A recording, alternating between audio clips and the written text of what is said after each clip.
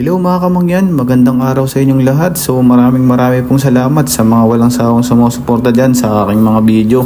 So naway patuloy po kayong manood ng aking mga video. At dito po sa araw na ito is magbibideo tayo ngayon dito sa mga nangingitig. Ang tawag po dito sa amin ng pangingisdang ito is kitig lakad. So ngayon bibidyohan po natin sila para mapakita ko sa inyo kung paano yung panghuhuli at paggamit ng ganitong pangingisda. So tuwing umuulan nga po pala ng malakas, naglalabo po yung tubig dito sa amin.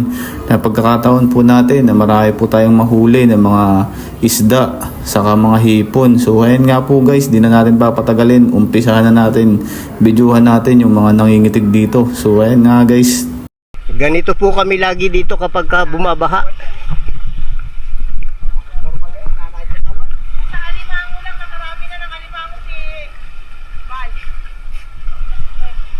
Limango rin yun.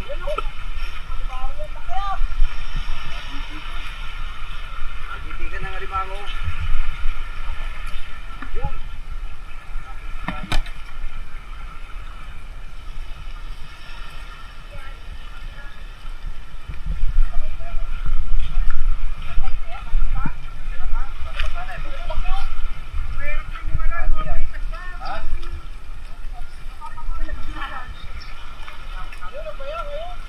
Magawa sandig ko, tanah sandig di ilog naman dito eh.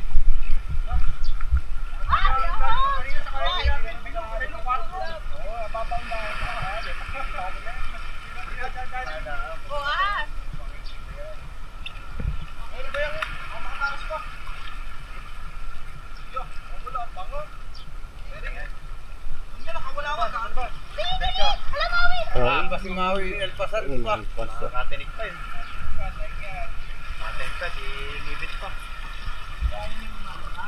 Huwag nyo kasi papuntahin si Maui dyan sa tubig. Naalpasan eh. Nakalpas talaga yun. Nabaliktad kasi lambat. Baliktad, yung balik dito. Nabaliktad ang lambat nga. Baliktad doon.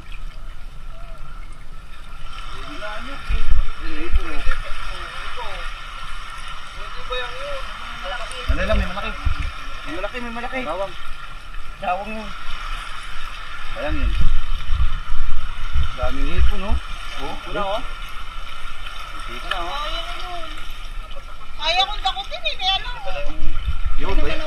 At ayan nga guys, pagkatapos nga pala ng mga ilang minuto na kanilang paghihila ng lambat, ito na nga po pala yung pinaghirapan nila. Ito po yung kanilang mga nahuli. So ayan nga po guys, tatanggalin po nila isa-isa yung mga nahuli diyang isda na may mga iba't ibang klase pong isda yan guys. Makikita nyo naman guys, ayan po yung lagayan nila na marami na rin pong silang nahuli ng mga isdang bayang, saka mga kitang, saka may mga hipon pa.